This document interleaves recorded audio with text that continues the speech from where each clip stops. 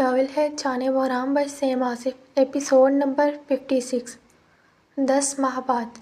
آج سب لوگ آغا خان ہاسپٹل میں جمع ہوئے تھے کیونکہ آج تالیہ کے گھر ایک نئے مہمان کی آمد تھی۔ سب لوگ کوریڈور میں بیٹھے تھے۔ جب ڈاکٹر آمنہ باہر آئی تو زرخان فوراً اٹھتا ڈاکٹر کے پاس آیا۔ کنگریچولیشنز بیٹا، ہوا ہے۔ ابھی کچھ دیر انڈر آبزرویشن رکھیں گے، پھر روم میں شفٹ کر دیں گے تو آپ ان دونوں سے مل سکتے ہیں۔ زرخان کو اپنے سامنے ایکسائٹڈ سا کھڑا ہوتے دیکھ کر ڈاکٹر مسکراتی بولی تو زرخان نے مڑتے سب بچوں کو باری باری تالی ماری، کیونکہ ان کے لٹل گینگ میں ایک اور شخص شامل ہو گیا تھا، جبکہ ان کی گینگ کا لیڈر زرخان اور سب لیڈر برزم تھا۔ Thank you doctor. زرخان کو بچوں کے ساتھ خوش ہوتے دیکھ کر سنان آگے بڑھتا بولا تو ڈاکٹر مسکراتی وہاں سے چلی گئی۔ زوبیہ کی ڈیتھ کے پورے 1 مہینے کے بعد سہیل اور مرجان کے گھر بیٹی پیدا ہوئی تھی، جو دکھنے میں ڈٹو اپنی زوبی پھپھو پر تھی۔ اس کی امبر آنکھیں اور کالے گھنے بال آلان کو بے حد پسند تھے، کیونکہ وہ بال اور آنکھیں زوبیہ جیسی تھیں، جبکہ سرخ و سفید رنگت اس خوبصورت سی پٹھانی کو دلکش بناتی تھی۔ اس حسین پٹھانی کا نام سہیل نے اپنی بہن کا نام زوبیہ سہیل آفریدی رکھا تھا۔ صفا، مروہ اور ادا کے گھر بھی چند مہینوں میں ایک نئی خوشی کی آمد تھی۔ بحرام کو اس بار بیٹی، جبکہ زرخان اور عادل کو اس بار بیٹا چاہیے تھا، جبکہ برزم کو اپنے لیے بھائی، جبکہ وفا کو اپنے لیے بہن چاہیے تھی۔ اور حوریہ میڈم کی الگ فرمائش تھی، اسے اپنے لیے 2 بھائی اور 2 بہنیں چاہیے تھیں۔ حوریہ کی ڈیمانڈ سنتے مروہ جہاں سر پکڑ کر بیٹھ جاتی تھی، وہیں باقی سب لوگ قہقہ لگا کر ہنستے تھے۔ جیسے ہی تالیہ اور بیبی کو روم میں شفٹ کیا گیا تھا تو سب بچے بھاگ کر کمرے میں داخل ہوئے اور سیدھا جاتے بیبی کارٹ کے گرد دائرہ بنایا، جبکہ باقی سب بڑے تالیہ کا حال حوال پوچھنے لگے۔ پیچھے ہٹو سارے، یہ میرا بھائی ہے۔ عائزہ بیبی کارٹ کے پاس کھڑی ہوتی بولی تو برزم نے اسے گھور کر دیکھا، جس پر عائزہ نے نچلا ہونٹ نکالا اور پھر یکدم چلاتے رونا شروع کیا تو برزم نے اپنے ماتھے پر ہاتھ مارا۔ تبھی سنان نے آگے بڑھتے عائزہ کو گود میں اٹھایا تو عائزہ نے سنان کے کندھے پر سر رکھا، جبکہ عائزہ کے رونے پر برزم کی شامت آ چکی تھی، کیونکہ وفا اپنی کمر پر ہاتھ رکھتی برزم کو سخت نظروں سے گھور رہی تھی۔ ایک وہی تو تھی جو ان سب کو برزم کے غصے اور گھوریوں سے بچا لیتی تھی۔ وہ کیا ہے نا، وفا زرخان خانزادہ کی ناراضگی برزم بحرام خانزادہ سے برداشت نہیں ہوتی تھی۔ وفا کو خود کی طرف گھورتے دیکھ کر برزم نے ایسے ظاہر کیا جیسے کچھ بھی نہ ہوا ہو۔ بابا، نیو بیبی کو سب دیکھیں گے، زم نہیں دیکھیں گے، اور اگر زم نے دیکھا تو میں زم سے اور آپ سے بات نہیں کروں گی۔ ٹھیک ہے وفا جان، برزم اب بیبی کو نہیں دیکھے گا۔ وفا کی بات سنتے زرخان فوراً بولا تو برزم نے منہ بناتے زرخان کو دیکھا، جس پر زرخان نے کندھے اچکائے۔ تبھی مرجان نے زوبیہ کو سہیل کی گود میں ڈالا اور مسکراتے بیبی کارٹ کے پاس آئی اور پھر سنان کے ننھے شہزادے کو گود میں اٹھاتے سب بچوں کو دکھایا، جو دکھنے میں ہو بہو اپنے باپ جیسا تھا۔ سب بچوں کو یہ نیو بیبی بہت پسند آیا تھا، جبکہ وفا کی پابندی کی وجہ سے برزم منہ بنائے ادا کے پاس بیٹھا تھا۔ پھر مرجان نے اس بیبی کو تالیہ کی گود میں ڈالا تو تالیہ نے بھی مسکراتے اپنے بیٹے کو پیار کیا۔ اس کا نام کیا ہوگا؟ برہان ملک۔ ادا کے سوال پر دائمہ فوراً بولی تو سب کو یہ نام بہت پسند آیا۔ پھر زرخان وفا کو لیتا باہر گیا تو بحرام نے برہان کو تالیہ کی گود سے لیا اور پھر ادا کو دکھایا تو ادا خوش ہو گئی۔ پھر ادا نے برزم کو اشارہ کیا تو برزم مسکراتے فوراً آگے بڑھا، جس پر بحرام جان بوجھ کر برہان کو لیتا کھڑا ہوا تو برزم کا منہ بنا، بحرام اگر آپ نے دوبارہ ایسی حرکت کی تو میں اپنے مائکے چلی جاؤں گی، وہ بھی اپنے بیٹے اور بیٹی کو لے کر، رہنا پھر اکیلے آپ۔ ادا کی دھمکی پر بحرام نے فوراً برہان کو برزم کے آگے کیا تو برزم نے مسکراتے اسے پیار کیا۔ تبھی وفا اندر آئی تو برزم فوراً سے مڑتا ایسے ظاہر کر گیا جیسے اس نے بیبی دیکھا ہی نہ ہو۔ برزم کی اس حرکت پر سب نے اپنی ہنسی دبائی۔ پھر سب لوگ گھر واپس آ گئے، جبکہ زرمینہ بیگم کے لاکھ منع کرنے پر بھی دائمہ ہاسپٹل میں تالیہ کے پاس رک گئیں۔ گھر آتے ہی سب نے کھانا کھایا اور اپنے اپنے کمروں میں آرام کرنے کی غرض سے چلے گئے۔ برزم، ادا اور بحرام جیسے ہی کمرے میں داخل ہوئے تو برزم بھاگ کر چینجنگ روم میں گیا اور کپڑے بدلتا باہر آیا۔ برزم جیسے ہی چینجنگ روم سے نکلا تو بحرام نے فوراً اسے اپنی قید میں لیا، جس پر برزم نے چلاتے خود کو چھڑانے کی ناکام کوشش کی۔ مما، آپ اپنا شوہر کیوں نہیں بدلتی؟ یہ گندا ہے، ہمیشہ مجھے تنگ کرتا ہے۔ مما کے باڈی گارڈ، اب مما کے پاس تو جانے نہیں دیتے تم، تو میں مما کے حصے کا بھی پیار تمہیں ہی کروں گا۔ اچھا، آپ کون سا مما کو پیار کرنے سے باز آتے ہیں؟ برزم خود کو چھڑاتا ادا کو دیکھتا بولا تو ادا اپنا بھرا بھرا وجود لیتی احتیاط سے بیڈ پر بیٹھتی ہنسنے لگی تو بہرام نے فوراً جواب دیا، جس پر برزم غصے سے بولا تو بہرام نے اسے پریشانی سے دیکھا۔ میں نے کب تمہاری مما کو پیار کیا؟ آپ نے پرومس توڑا ہے اپنا۔ بہرام کے سوال پر برزم بہرام کو دیکھتے بولا تو بہرام نے آئی برو اچکائی۔ او مما کے باڈی گارڈ، میں نہیں جاتا تمہاری مما کے پاس۔ جھوٹے، اگر مما کے پاس نہیں جاتے تو میرا بھائی کہاں سے آیا؟ بہرام کی بات سنتے برزم فوراً بولتا بہرام کو لاجواب کر گیا۔ وہ واقعی میں ہی بہرام خانزادہ کا بیٹا تھا، جو صرف 4.5 سال کی عمر میں ہی اپنے سوالوں سے لوگوں کا منہ بند کرنا اچھے سے جانتا تھا۔ بولو اب۔ بہرام کو خاموش کھڑا دیکھتے برزم فوراً بولا تو ادا نے اپنی ہنسی دبائی، جبکہ بہرام فوراً سے برزم کو بیڈ پر لٹاتا اس کے گال پر زور سے کس کر گیا، جس پر برزم نے معصوم سی شکل بناتے ادا کو دیکھا۔ ہائے اللہ میرا سونا بیبی، مما کی جان ادھر آؤ۔ مما پاس چھوڑیں آپ میرے بیبی کو، گندے میرے بیبی کو پریشان کرتے ہیں۔ برزم کی شکل دیکھتے ادا فوراً بولی تو بہرام نے ہلکی سی برزم کو آزادی بخشی، جس پر برزم بھاگ کر ادا کی گود میں چڑھا تو ادا نے برزم کو پکڑتے پیار کیا، جبکہ برزم ادا کی گود میں بیٹھا مسکراتا بہرام کو دیکھنے لگا۔ پھر چند لمحوں بعد بہرام اور ادا نے بھی کپڑے بدلے اور آتے بیڈ پر لیٹے، جبکہ برزم کو بہرام نے اس کے بیبی کوٹ میں لٹا دیا۔ جب سے ادا پریگننٹ ہوئی تھی تب سے برزم بیبی کوٹ میں سوتا تھا تاکہ رات کو اس کی مما آرام سے سوئے، تنگ نہ ہو۔ وفا، زرخان اور صفت جب کمرے میں آئے تو وفا بھی چینج کرتی روم میں واپس آئی۔ زرخان کو بیڈ پر بیٹھے دیکھ کر وفا بھاگ کر زرخان کے پاس آئی اور پھر اس کی گود میں چڑھی۔ بابا کوچی کوچی، وفا کوچی کوچی۔ وفا کے گال کھینچ کر بولنے پر زرخان بھی اس کے گال کھینچتا بولا تو وفا نے کہکا لگایا۔ صفا جیسے ہی بیڈ پر آ کر بیٹھی تو وفا فوراً صفا کی طرف مڑی۔ مما موٹی موٹی، وفا گندی بچی۔ وفا مسکراتے صفا کی طرف دیکھتی بولی تو صفا فوراً بولی، جس پر وفا نے نفی میں سر ہلایا تو صفا نے فوراً ہاں میں سر ہلایا، جس پر وفا نے فوراً زرخان کو دیکھا تو زرخان ہنستے ہوئے وفا کو اپنے سینے سے لگا گیا۔ ذرا قرار، میرے دل کی قرار، کون میں بابا؟ زرخان کے پشتو میں بولنے پر وفا فوراً بولی تو زرخان نے ہاں میں سر ہلایا۔ وفا، آپ کو اس کا مطلب پتہ ہے جو بابا نے بولا ابھی؟ نہیں پتہ۔ صفا کی بات سنتے وفا اپنے دانتوں کی نمائش کرتی نفی میں سر ہلاتی بولی تو زرخان بھی ہنسنے لگا۔ اس کا مطلب ہے میری گندی سی بیبی۔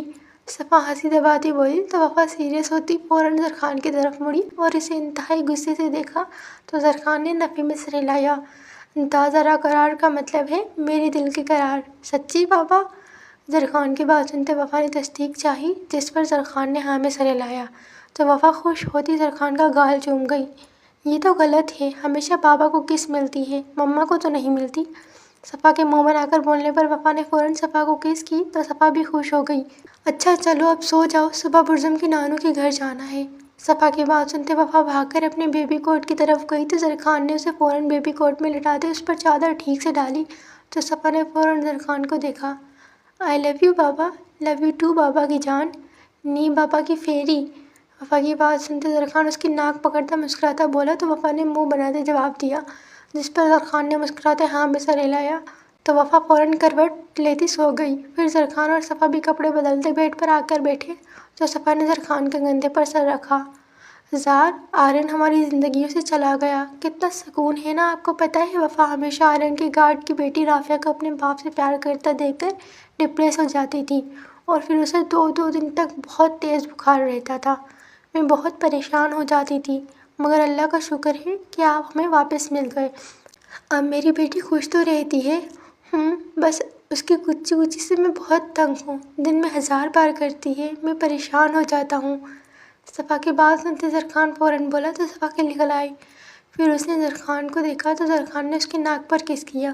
میری جان، اب پرانی باتیں بھول جاؤ، اب بس مجھے، وفا اور ہمارے بیٹے کے بارے میں سوچا کرو۔ زرخان کی بات سنتے صفا نے مسکراتے ہاں میں سر ہلایا اور پھر وہ دونوں لیٹتے جلد نیند کی وادیوں میں اتر گئے۔ آج سب لوگ عادل کی طرف جا رہے تھے۔ عادل کے پروموشن ہونے پر اس نے اپنے گھر دعوت رکھی تھی، جس پر خانزادہ فیملی کا ہر فرد بھی شامل تھا۔ سب لوگ تیار ہوتے صبح صبح ہی حیدرآباد کے لیے نکل گئے تھے۔ ایان، جبران اور رانیہ بھی ان لوگوں کے ساتھ حیدرآباد جا رہے تھے۔ ٹھیک 2 گھنٹے کے بعد سب لوگ فاروقی ہاؤس کے باہر کھڑے تھے۔ اتنے سال بعد فاروقی ہاؤس میں ایک بار پھر بڑی بڑی گاڑیاں اور پروٹوکول دیکھ کر محلے والے سب ہی سمجھ چکے تھے کہ ادا اور رانیہ اپنے سسرال والوں کے ساتھ فاروقی ہاؤس آئی ہیں۔ گاڑی سے اترتے ہی عائشہ نے بھاگ کر فاروقی ہاؤس کی بیل بجائی، جبکہ باقی سب پاس کھڑے مسکرانے لگے۔ عالیان اور روبینہ بھی ان کے ساتھ تھیں۔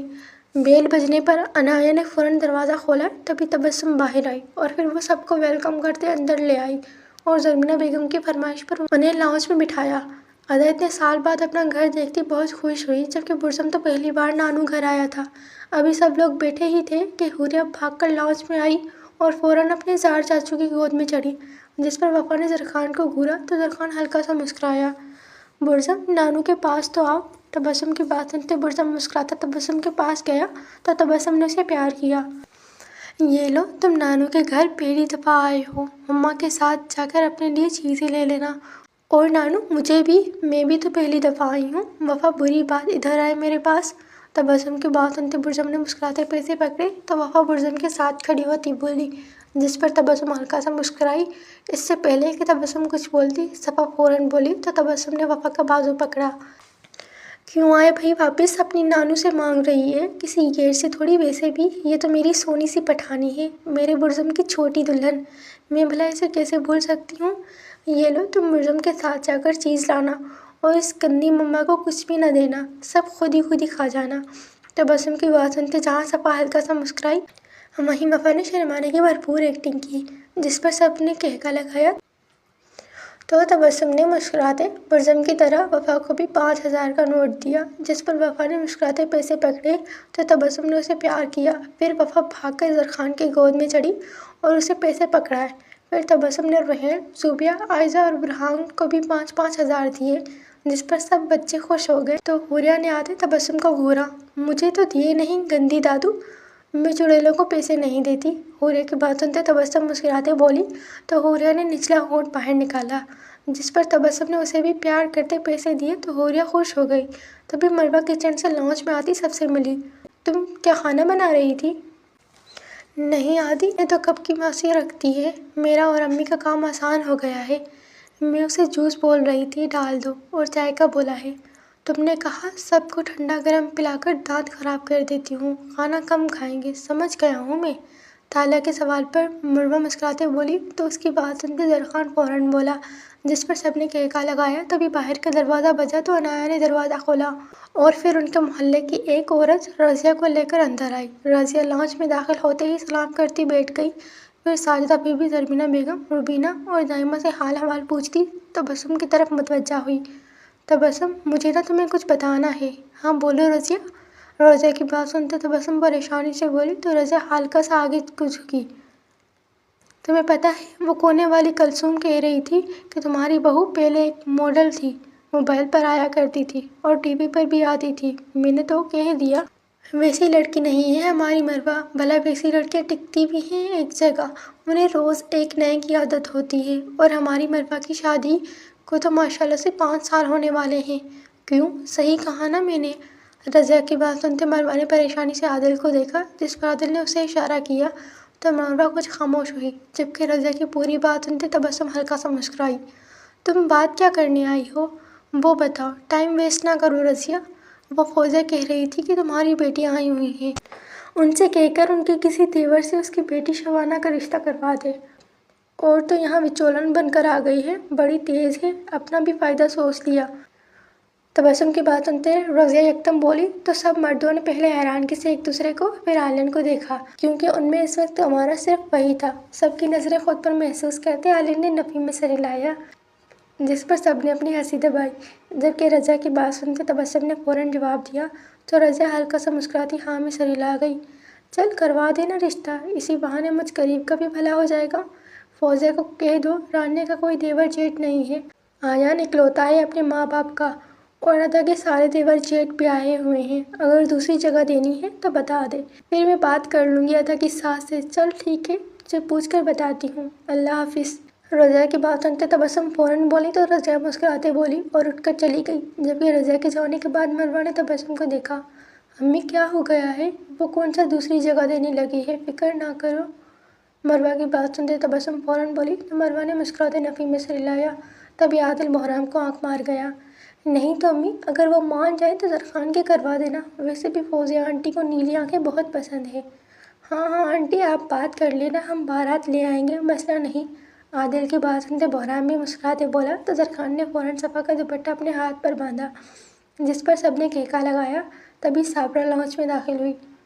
باجی چائے تیار ہے تو لے کر آؤ نا، بتا کیوں رہی ہو؟ صابرہ کی بات سنتے تبسم فوراً بولی تو صابرہ فوراً کچن میں گئی اور پھر چائے لا کر سب کو دی تو سب نے مسکراتے ہلکی پھلکی باتوں میں چائے کا مزہ لیا۔ تو رضیہ واپس آئی۔ رضیہ کو واپس آتا دیکھ کر زرخان صفا کے ساتھ ہوا تو سب نے اپنی ہنسی دبائی۔ تبھی رضیہ تبسم کے پاس بیٹھی۔ میں رشتے کے چکر میں بھول ہی گئی، میں تو تجھے دعوت دینے آئی تھی، کل کا کھانا آپ سب ہماری طرف کھانا۔ نہیں نہیں، ہم تو رات کو واپس چلے جائیں گے، کوئی بات نہیں، کھا لینا باجی، مجھے اچھا لگے گا۔ رضیہ کی بات سن سے زرمینہ بیگم فوراً بولی تو رضیہ نے جواب دیا، جس پر زرمینہ بیگم کچھ خاموش ہوئی۔ ہاں تم فکر نہ کرو، میں سب کو لے کر آؤں گی تمہاری طرف۔ تبسم کی بات سنتے رضیہ خوش ہوتی اٹھ کر چلی گئی۔ آنٹی، آپ نے بلا وجہ قبول کر لی دعوت۔ کچھ نہیں ہوتا، ایک رات رہ جاؤ گے تو ہم دونوں ساس بہو کی باتیں بہت ہو گئی ہیں، اب تم لوگ ہمارا ٹائم پاس کروانا۔ سنن کی بات سن تبسم مروہ اور اپنی طرف اشارہ کرتی بولی تو مروہ نے بھی ہنستے ہاں میں سر ہلایا، جس پر سنان بھی ہلکا سا مسکرایا۔ تبھی برزم لاؤنج میں داخل ہوا اور اس کے پیچھے پیچھے وفا لاؤنج میں داخل ہوئی۔ سوری زم، مان جائے نا، وفا برزم کے پیچھے آتی بولی تو برزم اسے اگنور کرتا سیدھا جا کر صوفے پر بیٹھا۔ اچھا ناراض نہ ہو، مان جائے، نہیں کرتی آئندہ۔ زار چاچو، اپنی بیٹی کو کہو جائے یہاں سے، مجھے اس سے کوئی بات نہیں کرنی۔ روز تو وفا ناراض ہوتی ہے، آج الٹا ہو گیا ہے۔ وفا کی بات سنتے برزم فوراً بولا تو زرخان نے پریشانی سے جواب دیا، جس پر برزم نے غصے سے زرخان کو گھورا تو زرخان اٹھ کھڑا ہوا۔ ابے اوئے، آنکھیں کس کو دکھا رہا ہے؟ تمیز سے بات کریں، میں آپ کا داماد ہوں، بھولے مت، وفا میرے بغیر نہیں رہ سکتی اور آپ وفا کے بغیر نہیں رہ سکتے۔ لو، پھر ان داماد سسر کی لڑائی شروع ہو گئی۔ زرخان کی بات سنتے برزم تیکھی مسکراہٹ سے بولا تو زرخان نے اسے گھورا، جبکہ صفا اپنا ہاتھ ماتھے پر مارتی بولی تو سب نے اپنی ہنسی دبائی۔ آیا بڑا، کچھ بھی نہیں ہوگا، ٹریلر دکھاؤں؟ سوری۔ زرخان کی بات سنتے برزم فوراً بولا تو وفا ان دونوں کا جھگڑا اگنور کرتی بولی، جس پر زرخان نے کندھے اچکائے۔ میں تم سے اب کبھی بات نہیں کروں گا، جاؤ یہاں سے، نہیں ہو تم میری ملکہ۔ زرخان کو کندھے اچکاتا دیکھ کر برزم غصے سے وفا کو دیکھتے بولا تو وفا نے چلاتے رونا شروع کیا، جس پر زرخان نے فوراً اسے گود میں اٹھانا چاہا تو وفا اپنا آپ چھڑاتی پیچھے ہوئی اور پھر چیخیں مار کر رونے لگی تو زرخان پریشان ہوا۔ میں نے تمہیں معاف کیا، کر لوں گا بات، رونا بند کرو ملکہ۔ زرخان کو پریشان دیکھتے برزم تیکھی مسکراہٹ زرخان کی طرف اچھالتا بولا تو وفا نے فوراً رونا بند کیا اور پھر وہ برزم کے ننھے سینے سے لگی، جس پر سب نے پریشانی سے وفا اور برزم کو دیکھا، جبکہ زرخان تو بس جل بھن کر رہ گیا۔ پھر کچھ لمحوں بعد سب نے کھانا کھایا اور سونے چلے گئے۔